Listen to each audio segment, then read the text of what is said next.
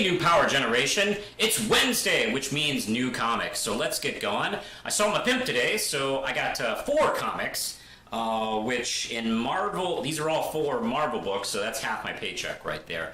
And let's get going with, let's see. First, let me introduce what I got. I got Amazing Spider-Man #1/802, because that's not confusing. This is the first issue by Nick Spencer. Miss Marvel #32, also known as issue 51. That's by G. Willow Wilson, and let's see, I'll get to it. And the new issue 22 of Champions, and 605 from Daredevil. Like, wow, comics can get that high. Ooh. All right, let's get going. First off with the book I was most excited about. Amazing Spider-Man. And this is the first issue with Nick Spencer at the helm, and the artist from Invincible is working with him on this, Ryan Oatley. And, geez, where do I start? It's, I guess you could call it the typical Parker look, where things were going okay for him, and we were getting like glimpses of things not being okay. Like, don't forget, during the Dan Slott run, he was able to succeed enough because of the Superior Spider-Man stuff. Otto Octavius had created a company and went further with Parker's career than he had ever done, like launching him to success and like creating a company. I believe that's gone now. And let's see, this all kind of like circles around the fact that Parker gets publicly called out for plagiarism, for plagiarizing some of Otto Octavius's work.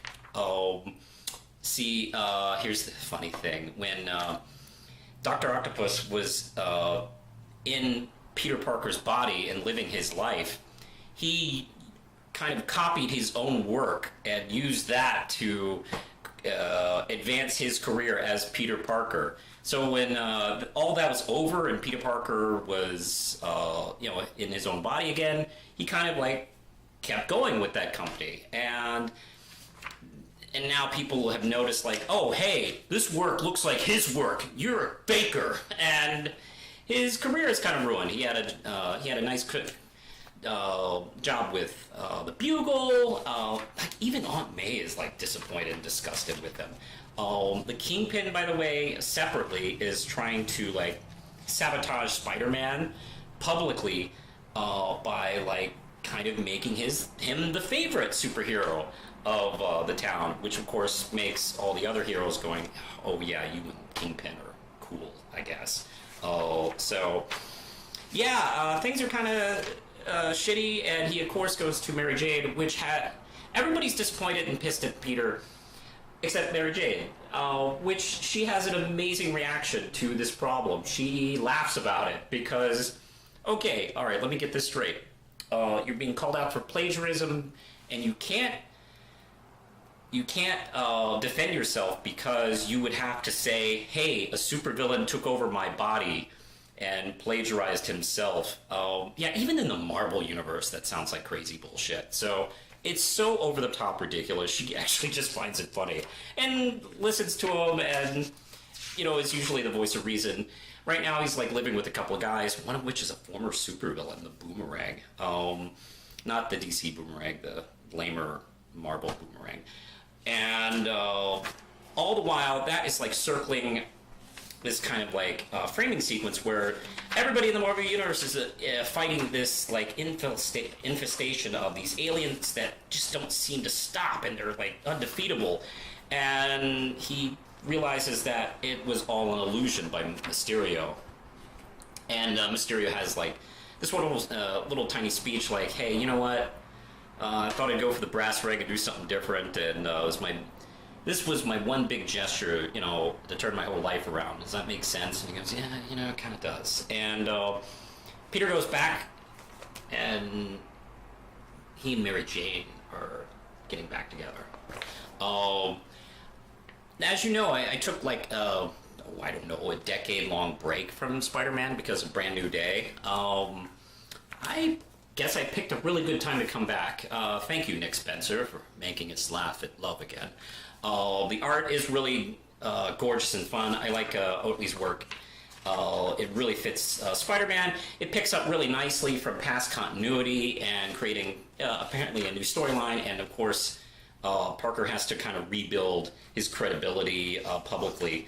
And meanwhile, Mysterio is kind of like connected to something more dark and sinister than him, which is a pretty cool thing. Artwork is great, although I'm a little confused over like we're doing a typical like Spider-Man cover where he has a bunch of his friends on the page and they're doing the dull surprise look, except for Aunt May, which has this weird expression on her face. She looks like she's thinking, "What the fuck? What the fuck am I looking at?" That's kind of the funniest expression on this issue cover. Love this, great. I'm all in. Back on Spider-Man full time. Love this, great. 5 Ram chips out of 5. Go get it. Even though it is pricey, this is a typical expensive Marvel book. It's $6, but I'm glad I got it. So hey. A less expensive but enjoyable Marvel book is Miss Marvel number 32, and it's by the usual team, G. Willow Wilson and Nico Leon, who's worked together. I just adore. Leon's art is just gorgeous. I love his dorky expressions he puts on, or she. I actually don't know anything about Leon. The expressions they put on Miss Marvel. She and Bruno are back together too, and they're kind of trying to figure out, like, hey, you know, we really don't know how your powers work. So it starts out an experiment, and it may have, like, caused her to be uncertain with them again, and they're a little undependable, and they start, like, she keeps growing and shrinking at terrible times.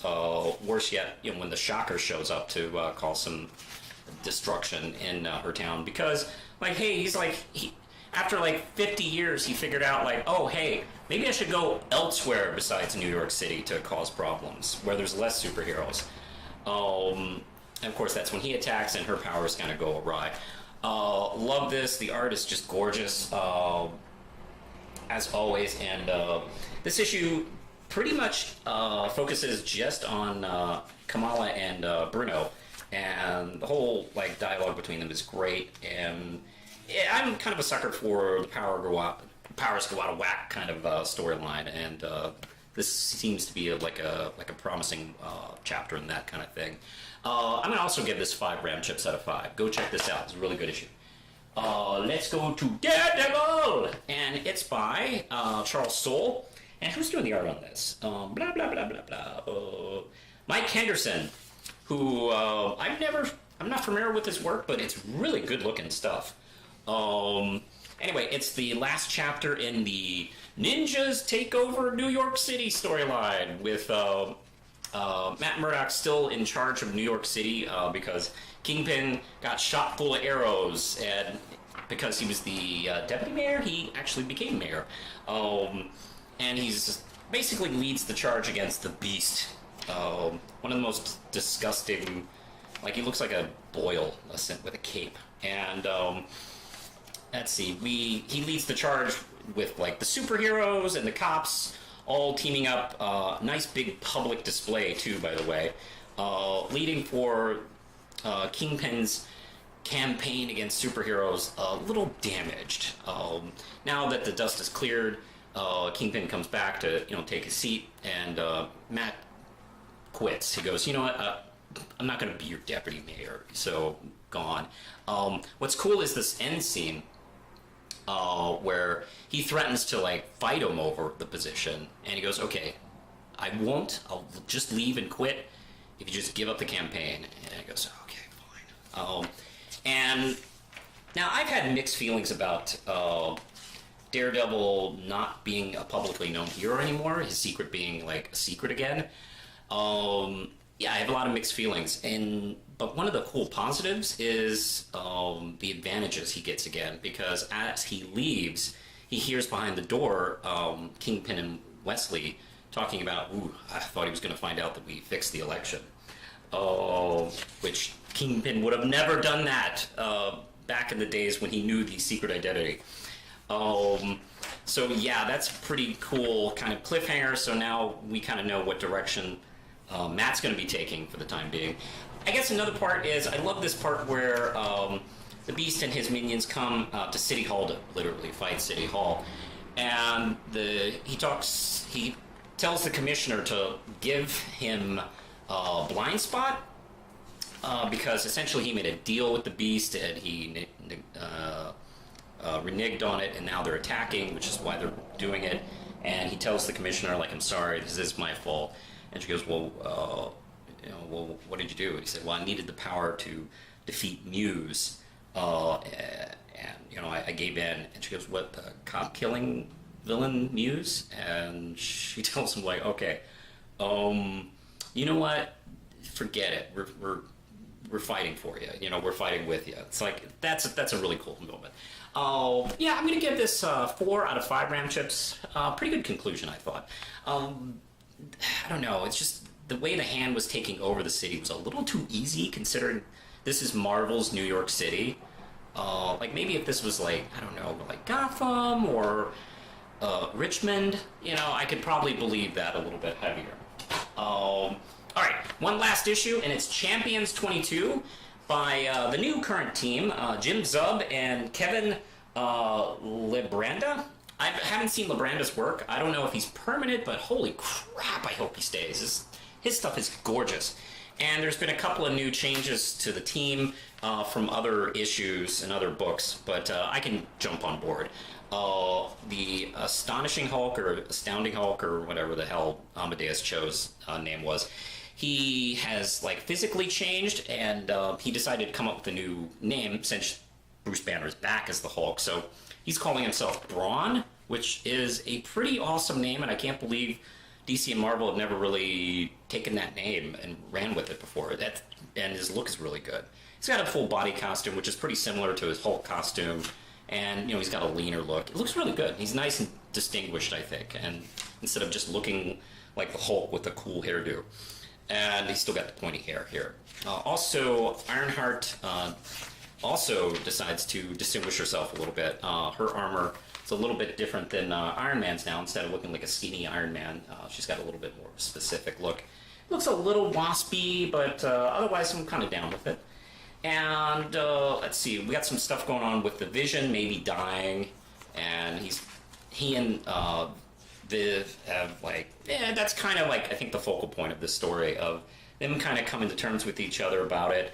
And they're robots and they have that weird kind of emotionless kind of like detachment that they're trying to keep away, from that. And I think that's essentially the focal point of the story. Meanwhile, Nova has lost his helmet and he's trying to figure out what to do if he wants to still be a superhero. And meanwhile, in Africa, they go to help a village. This is kind of a cool thing that they're doing, is that they're still being a proactive, altruistic superhero team. And in a previous story, the Champion, whatever the hell, Avengers No Surrender, Hulk 717, and Infinity Countdown. There was some earthquakes caused by the Earth being moved and shit like that. And hey, that has an effect. And there's this village, this area in Tanzania, that their water was poisoned because of all the earthquakes and seismic activity. So they come to help, which is cool. While they're there, let's see, Man-Thing shows up and attacks, and we get this huge cool attack on Viv, and kind of seeing where she is emotionally. So yeah, this is a nice, I don't know if this is going to be a 2-parter or a 3-parter. The art is gorgeous, and I was a little bit nervous when Mark Waid was announcing that he was leaving the book, because this is still a fresh new title, and it's easy to kind of go on the downside if somebody doesn't take over right and do it right. I'm kind of confident now. This is a really good book, and I'm all in on the Jim Zeb run on this title. I'm really happy with the first 3 issues he's done. I'm going to give this one a 5 out of 5 RAM chips. So pretty good week, I thought. I was going to pick up the new Brian Michael Bendis Superman, but I didn't have enough money left over, so I hope to pick that up a little bit later, maybe do a review here.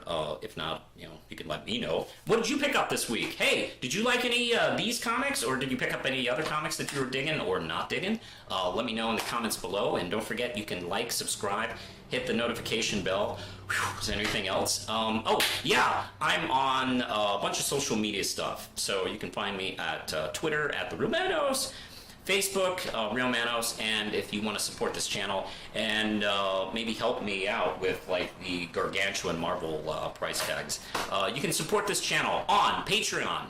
So, I think that's it. Push the button, Lindsay.